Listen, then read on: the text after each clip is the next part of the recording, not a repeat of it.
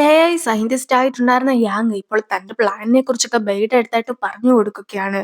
അതായത് ഹൂലിയുടെ സിസ്റ്റത്തിലൊക്കെ കുറച്ച് തകരാറുള്ളത് കൊണ്ട് തന്നെ ഇനി ഹൂലിനെ കൊണ്ടു നടക്കുന്നത് ശരിയല്ല എന്ന രീതിക്കായിരുന്നു ചെയർമാനും അവരോട് പറഞ്ഞിട്ടുണ്ടായിരുന്നത്.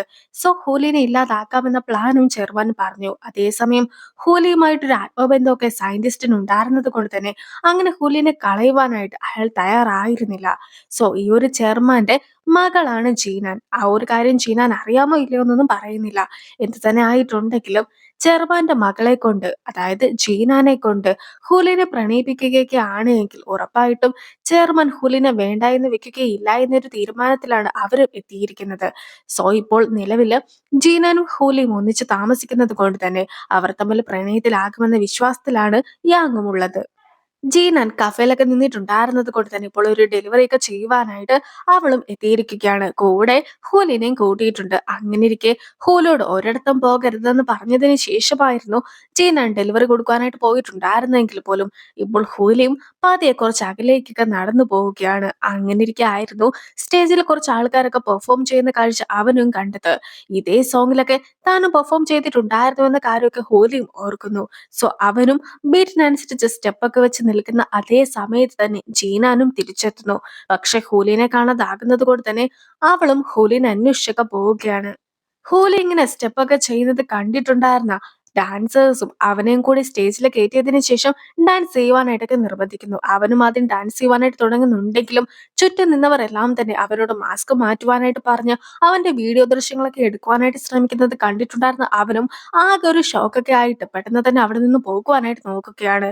ഏത് തന്നെ ആയാലും അവനും ഒരു തലകറക്കമൊക്കെ ഫീൽ ചെയ്യുന്നു. സോ നിലവിൽ കുറെ അധികം ഓർമ്മകൾക്കുള്ളിൽ പെട്ടുപോയിട്ടുണ്ടായിരുന്ന അവനും ചുറ്റുമുള്ള ആരെയും മനസ്സിലാക്കുവാനായിട്ട് സാധിക്കാത്തേക്ക് നിൽക്കുമ്പോഴത്തേക്കും അവിടേക്ക് ജീനാനും എത്തുകയാണ്. ജീനാനെ കാണുന്ന അവനും ഓടിച്ചെന്ന് അവളെ ഹഗ് ചെയ്യുന്നു. ഇവിടെയുള്ള ആരെയും എനിക്ക് തിരിച്ചറിയുവാനായിട്ട് കഴിഞ്ഞില്ല.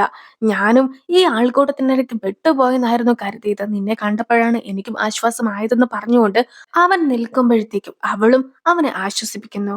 തിരിച്ച് കഫേയിൽ എത്തിയിട്ടുണ്ടായിരുന്ന ജീനാനെ കാത്ത് അവിടെ ബെയ് ഇരിപ്പുണ്ടായിരുന്നു. നിലവിൽ ഹൂലിക്ക് ഓർമ്മയൊന്നും ഇല്ലാത്തത് കൊണ്ട് തന്നെ ബെയ് ആരാണെന്നൊന്നും തന്നെ അവന് മനസ്സിലാകുന്നില്ല. പക്ഷെ ജീനാനാകട്ടെ പെട്ടെന്ന് തന്നെ ഹൂലിനെ അവിടെ നിന്ന് മാറ്റുവാനായിട്ട് ശ്രമിക്കുന്നുണ്ട്. പിന്നീട് ബെയ്യോടും സംസാരിക്കുവാനായിട്ട് അവൾ എത്തുന്നു. നീ അല്ലായിരുന്നോ ഹോലി എന്നെ കുറിച്ച് പറഞ്ഞ കാര്യങ്ങളെല്ലാം തന്നെ റെക്കോർഡ് ചെയ്ത് ആർട്ടിക്കിൾ ആക്കിയൊക്കെ ഇട്ടിട്ടുണ്ടായിരുന്നത്? പിന്നീട് ഹോലി ആത്മഹത്യക്ക് ശ്രമിച്ചത് കൊണ്ടല്ലേ നിന്റെ ജോലി പോയത് എന്ന രീതിക്കെല്ലാം തന്നെ ജീനാനെ കുറിച്ച് തനിക്ക് അറിയാമെന്ന രീതിക്ക് ബെയ്യും ജീനാന്റെ അടുത്തായിട്ട് സംസാരിക്കുന്നു. ജീനാനും അതെല്ലാം തന്നെ താൻ ചെയ്ത കാര്യങ്ങളാണെന്ന് പറഞ്ഞുകൊണ്ട് നിൽക്കുകയാണ്. ഹൂലിനെ എവിടെ വെച്ചെങ്കിലും കണ്ടു എന്ന കാര്യങ്ങളൊക്കെ അറിയിക്കുകയാണെങ്കിൽ 500,000 തരാമെന്ന് പറഞ്ഞുകൊണ്ട് ഇന്റർനെറ്റിൽ വരെ പരസ്യമൊക്കെ വന്നതാണ്. നീ അതൊക്കെ കണ്ടിട്ടുണ്ടായിരുന്നോ എന്ന് ഇപ്പോൾ ജീനാന്റെ അടുത്തായിട്ട് ബേ ചോദിക്കുമ്പോഴത്തേക്കും ഇപ്പോഴും ഹൂലി ജീവിച്ചിരിപ്പുണ്ട് എന്നൊരു പ്രതീക്ഷയൊന്നും തനിക്കില്ല എന്ന രീതിക്കാണ് അവളും സംസാരിക്കുന്നത്. അവളുടെ ഒപ്പം ഹൂലി ഉണ്ടെന്നുള്ള കാര്യം അവളും മറച്ചു വെക്കുന്നു. നിലവിൽ ബെയും ആ ഒരു കടയിൽ എത്തിയത് സാധനങ്ങൾ മേടിക്കുവാനായിട്ടാണെന്ന് മാത്രമാണ് പറയുന്നത്. അതല്ലാതെ അവിടെ ഹൂലി ഉണ്ടെന്ന് അറിഞ്ഞിട്ട് വന്നതാണെന്ന് അവൻ പറയുന്നില്ല. എങ്കിൽ പോലും പോകുന്ന സമയത്ത് നിന്റെ ഡീറ്റെയിൽസ് ഒക്കെ കണ്ടെത്തി എനിക്കിവിടെ വരുവാനായിട്ട് കഴിഞ്ഞു. അതുപോലെ മറ്റാരെങ്കിലും അങ്ങനെ നോക്കുകയാണെങ്കിൽ അവർക്കും വരുവാനായിട്ട് സാധിക്കും. സോ നീയും സേഫ് ആയിട്ട് ഇരിക്കണമെന്ന് പറഞ്ഞിട്ട് അവനും പോവുകയാണ്. എന്തായാലും ബെയ് പോയതിനു ശേഷം ചീനാനെ കണ്ടിട്ടുണ്ടായിരുന്ന ഹോലിയും ഇത്രയും നാളും എനിക്ക് നിന്റെ അടുത്തൊരു സംശയമൊക്കെ തോന്നിയിട്ടുണ്ടായിരുന്നു. എങ്കിൽ പോലും എനിക്ക് ശരിക്കും ഓർമ്മക്കുറവൊക്കെ ഉള്ളത് കൊണ്ട് മറ്റാൾക്കാരുടെ ഇടയിൽ നിന്ന സമയത്ത് എനിക്ക് ഒരുപാട് ബുദ്ധിമുട്ടൊക്കെ തോന്നുകയുണ്ടായി. ഇപ്പോഴാണ് നീ എന്നെ എത്രത്തോളം കെയർ ചെയ്തിട്ടായിരുന്നു ഇത്രയും നാളും കൊണ്ടു നടന്നതെന്ന കാര്യമൊക്കെ മനസ്സിലാക്കുവാനായിട്ട് സാധിച്ചത്. ഇനി ഒരിക്കലും നീ പറയാത്തൊരു കാര്യം ഞാൻ ചെയ്യുന്നതായിരിക്കുകയില്ല. എപ്പോഴും നിന്റെ ഒപ്പം തന്നെ ഉണ്ടായിരിക്കുമെന്നൊക്കെ ഹോലിയും അറിയിക്കുകയാണ്. ജീനാന്റെ കുറച്ച് ഫോട്ടോസൊക്കെ ഭിത്തിയിൽ തൂക്കിയിട്ടുള്ളത് കണ്ടിട്ടുണ്ടായിരുന്ന ഹൂലിയും എന്തുകൊണ്ടാണ് നമ്മൾ ഒന്നിച്ചുള്ള ഫോട്ടോസൊക്കെ ഇല്ലാത്തതെന്ന് ജീനാന്റെ അടുത്തും ചോദിക്കുന്നു. ഇപ്പോൾ നിനക്ക് ഓർമ്മകളൊക്കെ നഷ്ടപ്പെട്ടതല്ലേ, അതുകൊണ്ടാണ് ഞാൻ ഫോട്ടോസ് ഒന്നും തൂക്കാത്തത്. പെട്ടെന്ന് ഫോട്ടോസൊക്കെ കാണുമ്പോഴത്തേക്കും നീയും കാര്യങ്ങളൊക്കെ റിക്കളക്ട് ചെയ്യുവാനായിട്ട് നോക്കും. സോ അത് നിനക്ക് ഒട്ടും തന്നെ ശരിയാവുകയില്ല എന്ന് തോന്നിയത് കൊണ്ടാണ് താൻ അങ്ങനെ ചെയ്തതെന്നുള്ള രീതിക്ക് ജീനാനും സംസാരിക്കുന്നു. അപ്പോഴായിരുന്നു നേരത്തെ കുറച്ച് ഓർമ്മകളൊക്കെ തന്റെ ഉള്ളിലേക്ക് വന്നിട്ടുണ്ടായിരുന്നു എന്ന കാര്യം ഹൂലിയും അവളോട് പറയുന്നത്. ഞാൻ കുറച്ച് ആൾക്കാരെയൊക്കെ കണ്ടു. അവരെല്ലാവരും തന്നെ പാട്ടിന് ഡാൻസ് ചെയ്യുകയായിരുന്നു. ഞാനും ഡാൻസ് ചെയ്തു. മാത്രമല്ല എനിക്കപ്പോൾ ഞാൻ ഡാൻസ് ചെയ്യുവാനായിട്ട് ജനിച്ച ഒരാളാണെന്ന് പോലും തോന്നിപ്പോയിട്ടുണ്ടായിരുന്നു. ശരിക്കും ഞാൻ സ്റ്റേജിലൊക്കെ പെർഫോം ചെയ്യുന്ന ആരെങ്കിലും ആയിരുന്നോ എന്ന രീതിക്ക് ചീനാന്റെ അടുത്തായിട്ടും അവൻ ചോദിക്കുന്നു. അതെന്താണ് സംഭവംന്ന് വെച്ചിട്ടുണ്ടെങ്കില്, നിനക്ക് ചെറുപ്പം തൊട്ടേ ഒരു സ്റ്റാർ ആകണമെന്നൊക്കെ ആയിരുന്നു ആഗ്രഹം. നീ അതിനുവേണ്ടി പ്രാക്ടീസും ചെയ്തു. പക്ഷെ എന്റെ ഫാമിലിക്ക് ഒരു സ്റ്റാർ ആയിട്ടുള്ള ആളെ ഞാൻ വിവാഹം കഴിക്കുന്നതിനോട് ഒട്ടും തന്നെ താല്പര്യമുണ്ടായിരുന്നില്ല. സോ എനിക്ക് വേണ്ടിയിട്ടാണ് നിന്റെ ആഗ്രഹമൊക്കെ നീ വേണ്ടെന്ന് വെച്ചിട്ടുണ്ടായിരുന്നതെന്നാണ് അവളും പറയുന്നത്.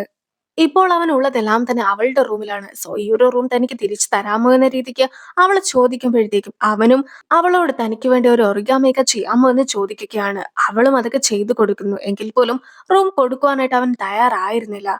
അതിനുശേഷം അവൾ പോയി കഴിയുമ്പോഴത്തേക്കും നേരത്തെ അവൾ എഡിറ്റ് ചെയ്തിട്ടുണ്ടായിരുന്ന ആ ഒരു ഫോട്ടോസൊക്കെ അവൻ വീണ്ടും നോക്കുകയാണ്. അത് എഡിറ്റ് ചെയ്ത ഫോട്ടോസ് ആണെന്ന് അവൻ അപ്പോൾ തന്നെ മനസ്സിലായിട്ടുമുണ്ട്. നമ്മൾ നേരത്തെ കണ്ട ചെയർമാൻ ഉണ്ടല്ലോ, ആ ഒരു ചെയർമാന്റെ മകൾ തന്നെയാണ് ഈ ഈഫയും. സോ അവളാകട്ടെ ഇപ്പോൾ തന്റെ കാർഡൊന്നും വർക്കിംഗ് അല്ല എന്ന് പറഞ്ഞ് ബെയ്ഡ് എടുത്തായിട്ടും വരുന്നു. ശരിക്കും ചെയർമാൻ ആയിരുന്നു അവളുടെ കാർഡ് ഒന്നും തന്നെ അവൾക്ക് ഉപയോഗിക്കുവാനായിട്ട് സാധിക്കാത്ത രീതിക്ക് ആക്കണമെന്ന് പറഞ്ഞിട്ടുണ്ടായിരുന്നത്. അങ്ങനെ വരുമ്പോഴത്തേക്കും അവളുടെ കയ്യിൽ പണമില്ലാതെയൊക്കെ ആക്കുമ്പോഴത്തേക്കും ചെയർമാന്റെ സഹായം അവൾക്ക് ചോദിക്കേണ്ടതായിട്ട് വരും. എന്തായാലും ബെയ്‌യുടെ അടുത്ത് അവന്റെ കാർഡൊക്കെ കൊടുക്കുവാനായിട്ട് അവൾ പറയുന്നുണ്ടെങ്കിൽ പോലും ബെയ്‌യുടെ കാർഡും ചെക്ക് ചെയ്യുന്നത് ഇതേ ചെയർമാൻ തന്നെയാണ്. സോ ഇവൾക്ക് വേണ്ടി പണമൊക്കെ ഉപയോഗിക്കുകയാണെങ്കിൽ അത് ചെയർമാൻ മനസ്സിലാക്കുന്നതായിരിക്കുമെന്നും എന്റെ കൂടെയാണ് നീ ഉള്ളതെന്ന കാര്യം ചെയർമാൻ അറിഞ്ഞ് നിന്നെ കൂട്ടിക്കൊണ്ടൊക്കെ പോകുമെന്നും ബെയ്യും പറയുന്നു. എനിക്ക് ഹുലിനെ കണ്ടെത്തണമെങ്കിൽ പണം വേണം. ആ പണം ഇല്ലാതെ ഞാൻ എന്താണ് ചെയ്യുക? ഹുലിനെ കണ്ടെത്തുന്നത് വരെ എനിക്ക് വിശ്രമമില്ല എന്നൊക്കെ പറഞ്ഞുകൊണ്ട് ഈഫ നിൽക്കുമ്പോഴത്തേക്കും നിന്റെ കയ്യിൽ പണമില്ല. നീ ഒരു കാര്യം ചെയ്യ്. ഹോലിക്ക് ഒരുപാട് ഫാൻസ് ഒക്കെ ഉണ്ടല്ലോ. അവരുടെ അടുത്തായിട്ട് ഹുലിനെ കണ്ടെത്തുവാനായിട്ട് പണം ആവശ്യമുണ്ടെന്നൊക്കെ പറ. സോ എല്ലാവരും കൂടി ചേർന്നിട്ട് നിനക്ക് ആവശ്യമുള്ള പണമൊക്കെ നൽകുമെന്നാണ് ബെയ്യും പറയുന്നത്. എന്തായാലും അതൊരു നല്ല ഐഡിയ ആയിട്ട് അവൾക്കും തോന്നുന്നു. അവളും അതുമായിട്ട് മുന്നോട്ട് പോകാമെന്നും തീരുമാനിക്കുന്നു. പിറ്റേ ദിവസം രാവിലെ ജിനാൻ എണീറ്റ് വരുമ്പോഴത്തേക്കും ഹുലി വർക്കിന് പോയിട്ടുണ്ടായിരുന്നു.